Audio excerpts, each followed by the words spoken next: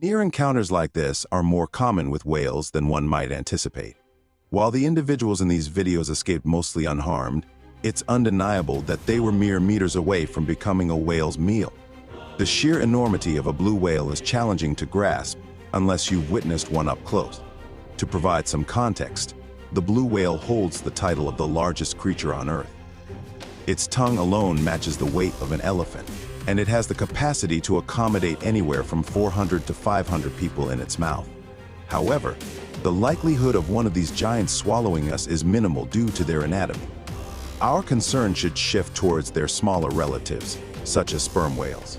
Back in 1891, there were accounts of a man being engulfed by one of these whales. Despite surviving the ordeal, his life would never be unchanged. James Bartley, as the story goes, found himself inside a whale after an attack on his ship, and it took until the next day for him to be rescued.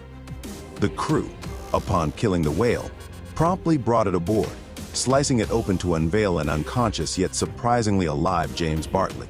His face and arms underwent a bleaching process, and he lost his sight, all attributed to the stomach acids of the whale. Yet, over time, people began questioning if he had genuinely been swallowed by a whale. After all, wouldn't stomach acids cause more harm than just bleaching his skin? Armed with scientific scrutiny, a closer examination revealed that emerging from a whale's belly with pristine white skin would be the least of one's concerns. Imagine being swallowed. Your primary concern would be avoiding getting torn apart by the formidable set of teeth in a sperm whale's mouth. These teeth, measuring around 20 centimeters each, number between 40 to 50. Assuming you miraculously navigate past them, your journey continues with a descent down the throat. In this dark and slimy environment, breathing becomes challenging due to low oxygen and a rise in methane gas. While the whale's throat muscles work to propel you further, the onset of hydrochloric acid corroding your skin adds to the ordeal. It's quite a grim scenario, and at this point, James Bartley's story does raise some skeptical eyebrows.